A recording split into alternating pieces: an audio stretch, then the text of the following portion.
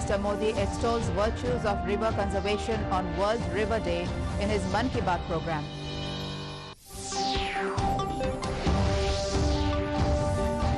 Vice President M. Venkaiah Naidu speaks at CSIR's 80th Foundation Day celebration, urges corporates and industries to invest in R&D projects. Finance Minister Nirmala Sitharaman asks Indian Banks Association to do digitized location-wise mapping of all bank branches. Donor Minister G. Kishan Reddy inaugurates several development projects in Nagaland.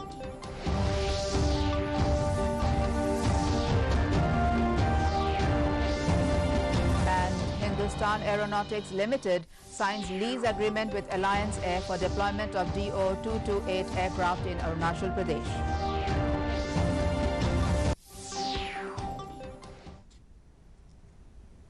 A very good evening, viewers, and welcome to the Northeast News Bulletin from the studios of DDK Guwahati. This is Ajanta Chaudhary, now with the stories in detail. Prime Minister Narendra Modi has extolled the virtues of river conservation and greeted the nation on World Rivers Day today. Addressing the nation in his Mann Ki Baat program on All India Radio, the Prime Minister said World Rivers Day is in sync with traditions that the people of the nation have been following for centuries. He highlighted that rivers do not drink their own water but give away selflessly to others. Touching on the topic of cleanliness, Prime Minister Modi said it was Mahatma Gandhi who turned cleanliness into a mass movement.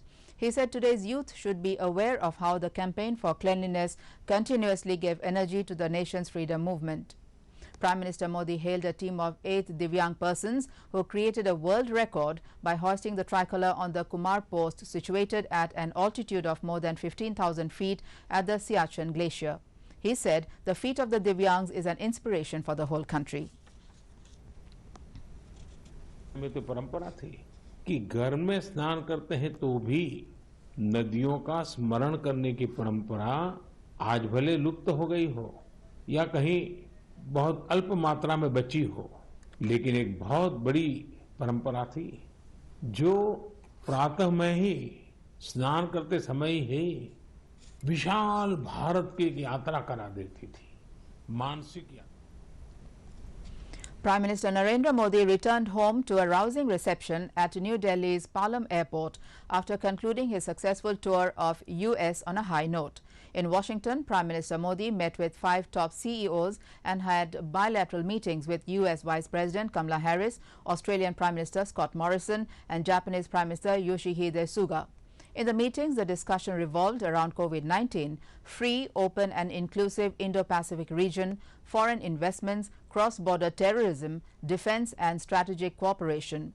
Later, the 4 Quad partners, US, Japan, India, Australia, held a joint meeting and vowed to bolster infrastructure, 5G, ASEAN cooperation, COVID vaccine partnership, and announced a new Quad fellowship for STEM. Prime Minister held his first in-person bilateral meeting with US President Joe Biden after the latter was elected in 2020. जिस बेबाकी के साथ हुई, जिस अंतःकरण के साथ हुई, वह स्पष्ट बताता है कि दुनिया के नजरों में मोदी जी के नेतृत्व में भारत बदल चुका है और भारत को बदलने का. Vice President Shri M. Venkaiah Naidu today advised the Council of Scientific and Industrial Research (CSIR) to reinvent itself and turn futuristic while pursuing the science of the highest order.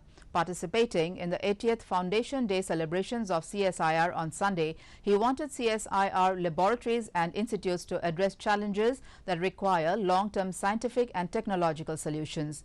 In particular, Shri Naidu wanted CSIR to bestow greater attention on agricultural research and come out with new innovations, techniques and solutions to address the problems faced by farmers. Observing that the COVID-19 pandemic is just one unforeseen crisis and that there are many challenges, he said institutions like CSIR need to gear up and address any sudden and unexpected problem. Finance Minister Nirmala Sitharaman has asked Indian Banks Association to do digitized location-wise mapping of all bank branches for every district of the nation.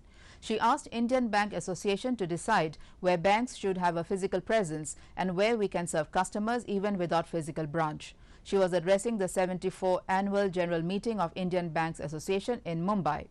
She said, through a rationalized approach and optimal utilization of digital technologies, banks need to improve access of banking in every district. Finance Minister appreciated bankers for ensuring the amalgamation did not create inconvenience for customers. She said India needs 4 or 5 more SBIs. Banks need to scale up banking to meet changing requirements in light of shifting recent realities of economy and industry. Yet, in an India where the disparities are wide, your experience for the future will have to be tempered down by these realities. Over 1.71 crore workers from the unorganized sector registered in a month at eShram Portal, the national database of unorganized workers. The eShram Portal was inaugurated on 26 August by Labour and Employment Minister Bhupendra Yadav. The portal is the first ever national database of unorganized workers, including migrant workers, construction workers, gig and platform workers. It facilitates extending benefits of social sector schemes to the workers in the unorganized sector. Almost 50% of the workers registered are female. More than 78% of the registrations were completed via common service centers. Union Minister for Culture, Tourism and Donor G. Kishan Reddy inaugurated the construction and widening of road from NH29 connecting Sovim village with Thakekyo village in Dimapur on Saturday. The project is funded by Donor Ministry under the North-East Social Infrastructure Development Scheme. Addressing a public gathering at the Nagaland State Cricket Stadium, Sovima, Reddy observed that the particular road is important for Dimapur as a bypass road would ease traffic congestion of the main highway besides improving social and trade relations between different areas. Talking about the ongoing road construction between Kohima to Dimapur, Reddy felt that the road activity ought to speed up and requested the officials for completing the road at the earliest. The road will connectivity between NH29 and Nagaland Geological Park. In addition, there will be improved connectivity to neighboring villages, especially State-run aerospace Behemoth Hindustan Aeronautics Limited on Sunday signed a lease agreement with Alliance Air Aviation Limited for supply of 2 civil DO-228 aircraft for field operation in Arunachal Pradesh. The Hall DO-228 is a versatile aircraft suitable for operations in the northeast and has the capability of short takeoff and landing. The development opens a new vista in civil aviation in Arunachal Pradesh. Chief Minister Pema Khandu in a tweet said the 2 fixed-wing 16-seater DO-228 aircrafts connect with remote parts of Arunachal Pradesh will usher a new era of development in the region.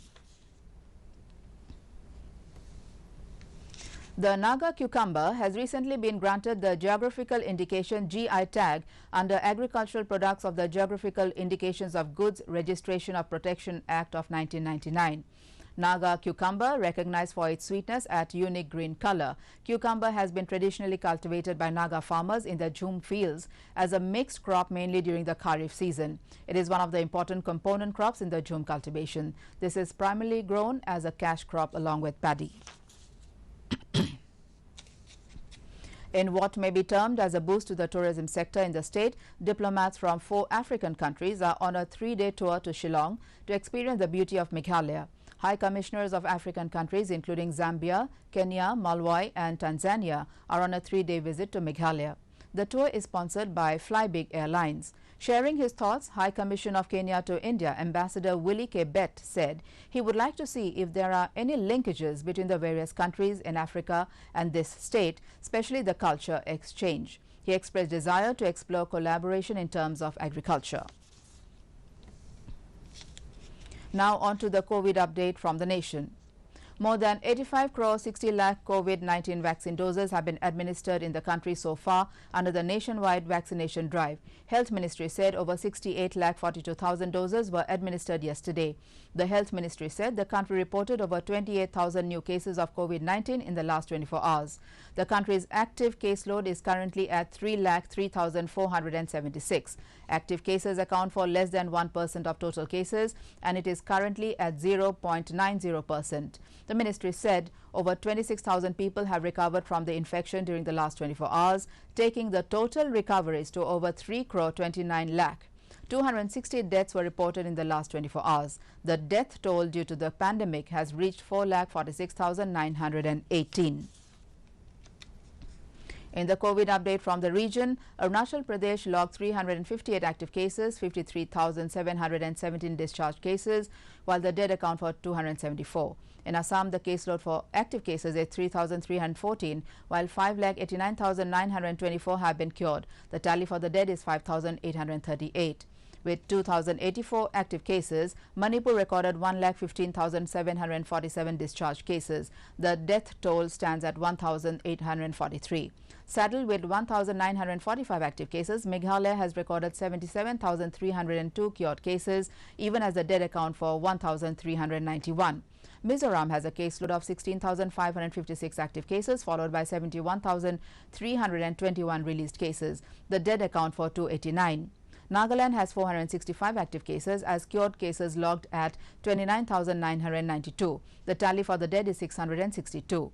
Reporting 617 active cases, Sikkim has notched up 30,224 released cases. The death toll is 385. Lastly, Tripura reports 293 active cases, 82,949 cured cases, and the dead account for 811. In IPL cricket's first match today, Chennai Super Kings is taking on Kolkata Knight Riders at Sheikh Zayed Stadium in Abu Dhabi. Kolkata batted first after winning the toss and scored 171 runs for the loss of 6 wickets. Rahul Tripathi contributed 45 runs, whereas Nitish Rana remained unbeaten on 37 runs. In reply, Chennai has scored 119 runs for 3 wickets till the last report came in. In today's second match, Royal Challengers Bangalore will face Mumbai Indians. In the third one-day between India and Australia women's team at Mackay, India defeated the host nation by 2 wickets today morning. Australian team won the toss and decided to bat first and scored 264 runs for the loss of 9 wickets. In reply, Indian team reached the target on 49 overs, 3 balls, while losing 8 wickets. Indian pacer Jhulan Goswami, who took 3 Australian wickets and also scored the winning boundary in the last over, was declared player of the match. In the 3-match series, Australia clinched the title by 2-1 as they won the first 2 matches. And for more updates, viewers can also watch our bulletins and other programs on our YouTube channel, DD News Guwahati.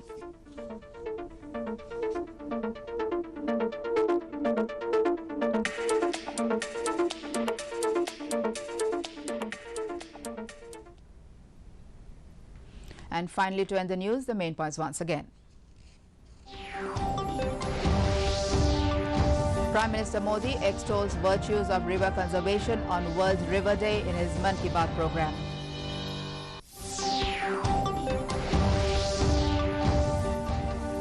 Vice President M. Venkaiah Naidu speaks at CSIR's 80th Foundation Day celebration, urges corporates and industries to invest in R&D projects. Finance Minister Nirmala Sitharaman asked Indian Banks Association to do digitized location-wise mapping of all bank branches. Donor Minister G. Kishan Reddy inaugurates several development projects in Nagaland.